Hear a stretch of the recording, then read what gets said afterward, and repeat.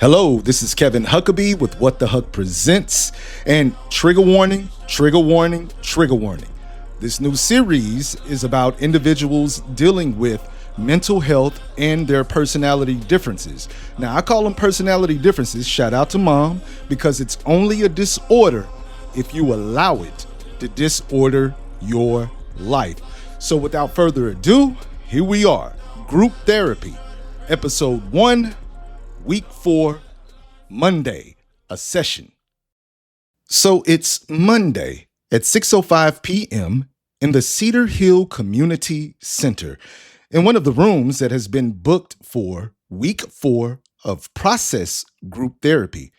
We find Dr. Jamie Prentice, who has a PhD in clinical psychology and almost 20 years experience in his field, setting up chairs for a session. His mind flashes back to a memory that sometimes comes back when he's setting up for group. A memory of an incident that propelled him into his current field. The memory of his beloved Uncle Dan, his mother's little brother. You see, Jamie has always been somewhat observant of others, sometimes wondering why certain people thought the way that they do, or what makes people happy. But this particular memory made him want to help people.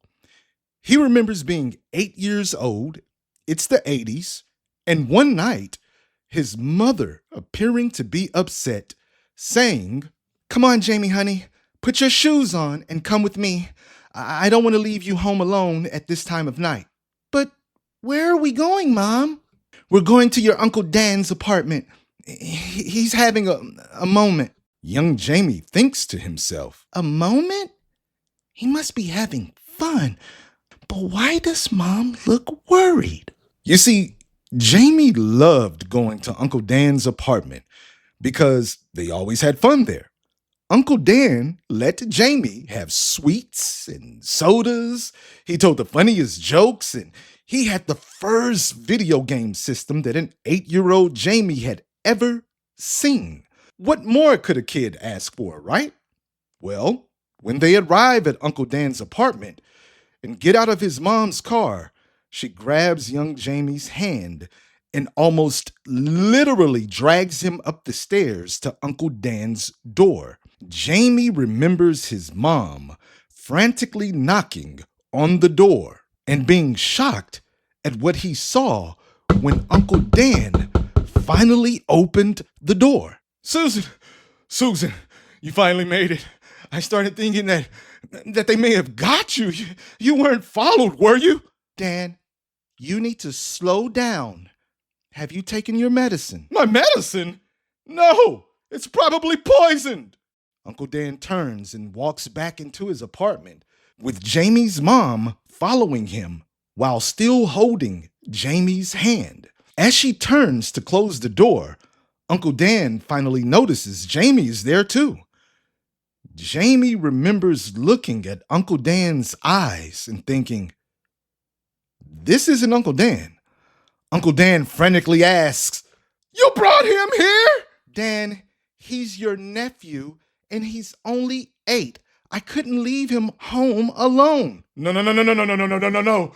You should not have brought him here. Don't you know he's probably a commie spy?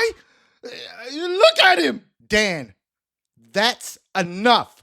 Where is your medicine?" I don't know. Jamie remembers looking around the normally neat apartment and thinking it looked like a bomb exploded in there. Things were broken or smashed, clothes were strewn all over the place, and the TV was knocked over. The memory ends with an ambulance arriving to take Uncle Dan away, and Jamie remembering that look in Uncle Dan's eyes as he was being placed in the back of the ambulance, screaming, "Get your hands off me, you commie dogs! You can't take me! Susan, don't let the commies take me!" At that age, A young Jamie didn't understand what was going on, but decided he wanted to help anyone that felt bad.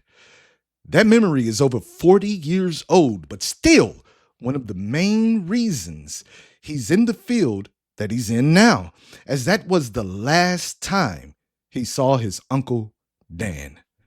Jamie now knows that Uncle Dan was bipolar. He's snapped back to the present as he places the last seat of 7 to complete a circle for group. Okay, so now the time is 6:15 p.m., and as Jamie has taken his seat and is going over some notes, he hears a disappointed Martin Shoemaker at the door. Oh, man, not again. It's okay, Martin. Come in and take your seat, says a reassuring Jamie, with Martin sheepishly walking to his seat, which is one over from the right side of Jamie. Martin, who is a middle-aged data entry clerk, has been diagnosed with anxiety. He slumps into his seat and says, I did it again, hon. Dr. J, I was so nervous about traffic. I was worried that I would be late. It's fine, Martin. There's nothing wrong with being early to or for anything. Like my mom used to say, if you're early, you're on time. But if you're on time, you're late. Dr. J is a nickname given to Jamie by another member of the group named Purvis Walker that has grown on and is used by everyone else in the group. It's even grown on Jamie, who's come to accept it from everyone. Speaking of everyone in the group, they start trickling in to make it by the 6:30 p.m. start time. Next to enter is Josh Gibson, a college student whose grades have taken a dip as of late, due to him skipping classes because of his battle with avoidant personality difference. Josh takes his seat, which is to the right of Martin. While looking down, he says, Sup, Dr. J. Sup, Martin. Hello, Josh. Hi, Josh. The next two to enter is a pairing that Dr. J hasn't seen in the previous 3 weeks of group, as he always observes everyone's entrance. The two are Nancy Gonzalez, who has been diagnosed as a covert narcissist, and the previously mentioned Purvis Walker, who has been diagnosed with oppositional defiant difference. As they enter, they suddenly cut off a conversation they appeared to be having when they noticed Dr. J observing their entrance. Nancy, who is a divorced mother of 2 that works at a marketing firm, takes her normal seat, which is to the right of Josh and, ironically, on the direct opposite side of the circle from Dr. J. But something's different. Purvis, who is a DART bus driver that hates his job, sits in the seat to the right of Nancy, which is where another group member named Sarah usually sits. You might think to yourself, what's the big deal about where they sit? Well, in process group therapy, it's about having a setting of comfortability with a sense of order.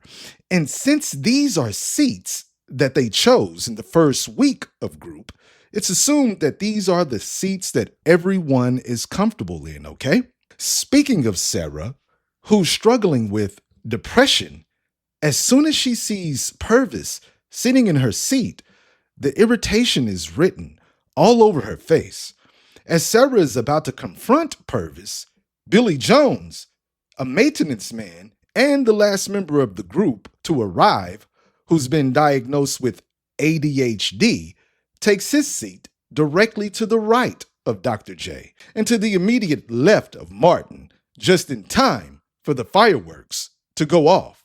Sarah, fresh off of her construction job at a site in downtown Dallas, is now standing over and behind Purvis and says, "Come on, Purvis, you know that's my seat." Says who?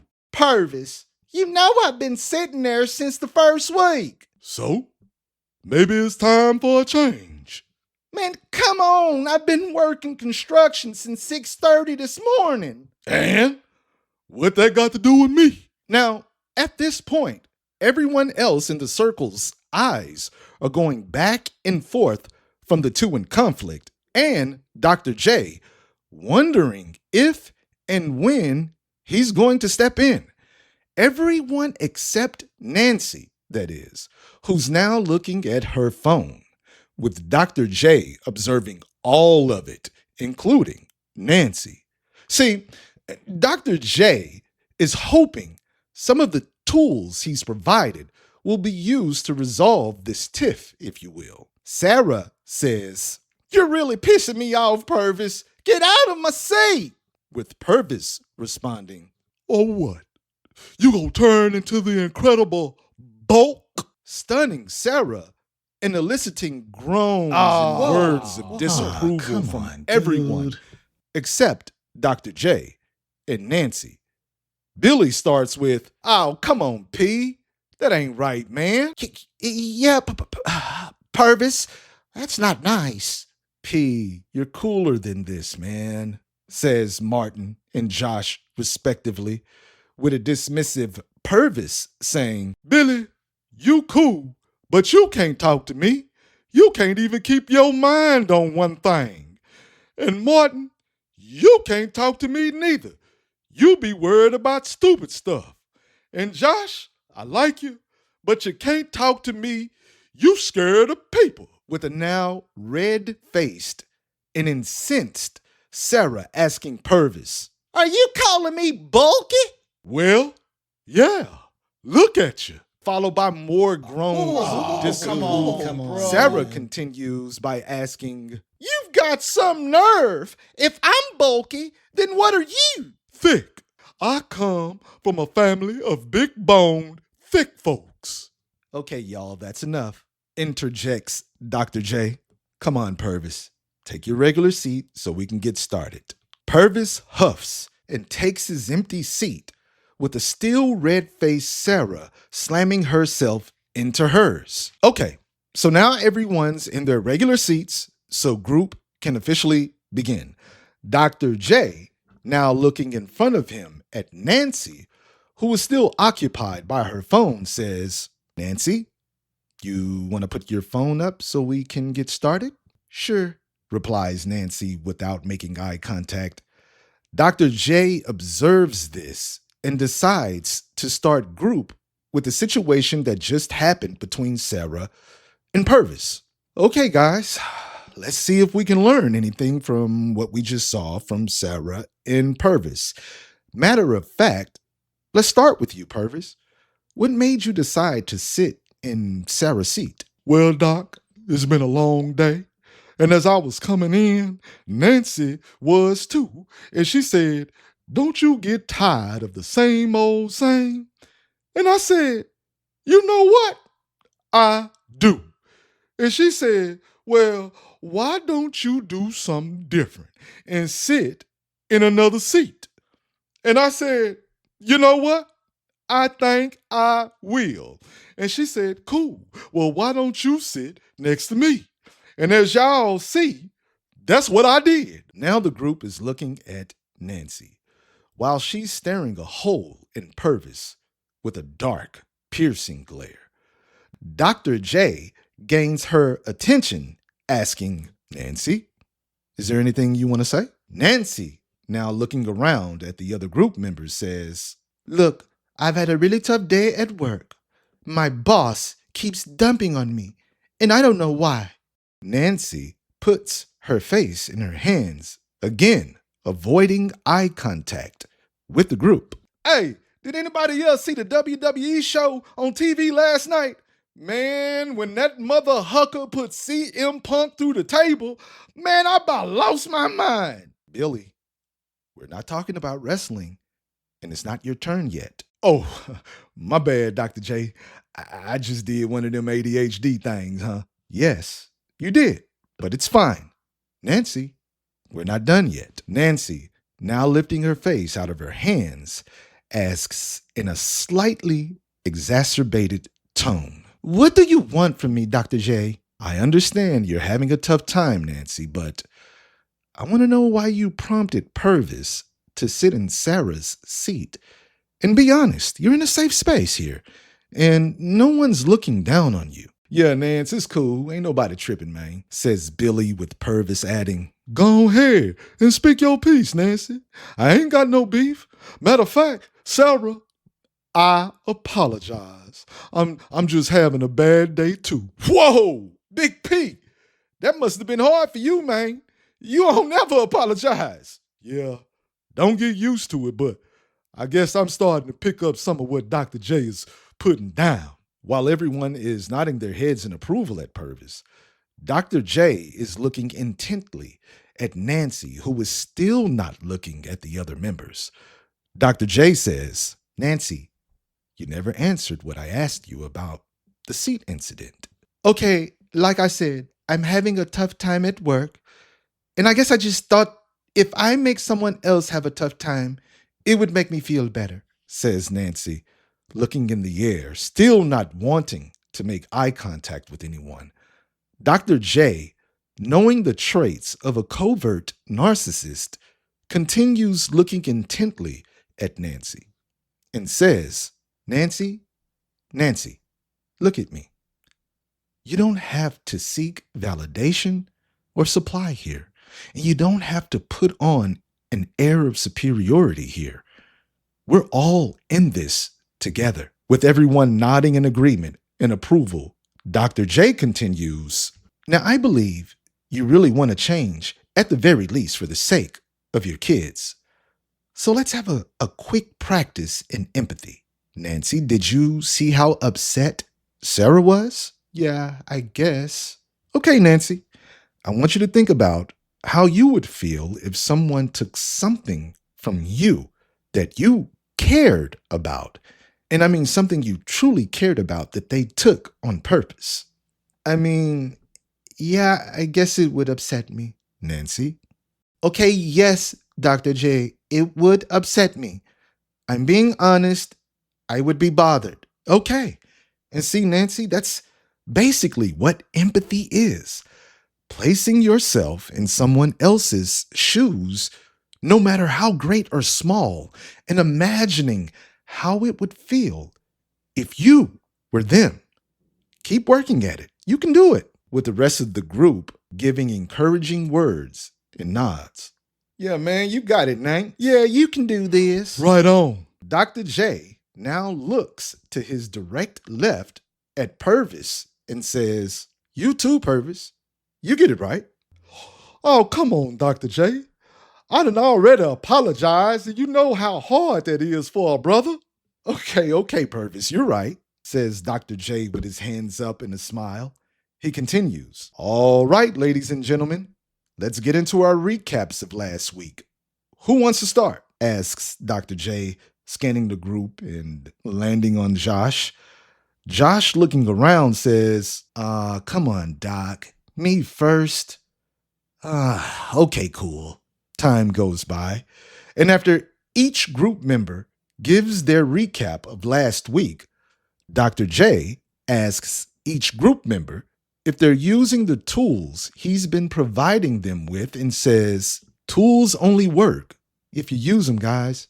You can't build something great without the proper tools. With Martin, who has anxiety, Billy with ADHD, and Josh with avoidant personality difference, raising their hands to say they've been using the tools. Dr. J looks at Sarah, who's been diagnosed with depression, and Nancy, the covert narcissist, with them both recognizing that they've tried, but maybe need a couple of more tools and a little more time, leaving us with Purvis, who has oppositional defiant difference, saying, I ain't used nothing. Yet, that is. Eliciting laughs from some members, with Dr. J noticing, See? Even Nancy is smiling. Come on, Purvis, we're waiting on you to use the tools. Okay, Doc. I am. I will. I got you. They move on to questions and concerns, and once done with that, Dr. J asks each of them Okay, guys, what would you like to accomplish the rest of this week until our next session? Sarah starts. Well, I guess I want to try to make it through the week without letting anything bring me down. Like little things. Josh says, I guess I would like to be more personable. Martin says, to not, I guess, be so worried about things out of my hands. Purvis says, man, my thing would be not letting folks frustrate me. Billy says, oh man, just to try to stay mindful and present, Dr. J and the group now looking at Nancy, who says, well, I guess I'm going to try to work on this empathy thing. And that's what I want to hear, everyone, that you're going to at least try. Remember, tools only work if you use them. Any of you can call or text me if you have an emergency or a deep concern. Thank you, everybody, for being open and honest, says Dr. J, looking at Nancy on the "and honest" part, causing the group to chuckle. Dr. J concludes, all right, everybody, be safe. See you next week. And that's it for this session. They all depart and go their separate ways until next Monday. All right, there you have it. This is just the first episode to introduce everyone and their personality differences. Next episode will be Tuesday, Martin, where we'll see how Martin is doing with his anxiety. And please, if you know someone or if you are dealing with anxiety, check out that episode. There will be real tools that you can use in your life. Because remember, tools only work if you use them, okay? Look, don't let life kill you and don't let the enemy steal your joy, all right? Peace and blessings.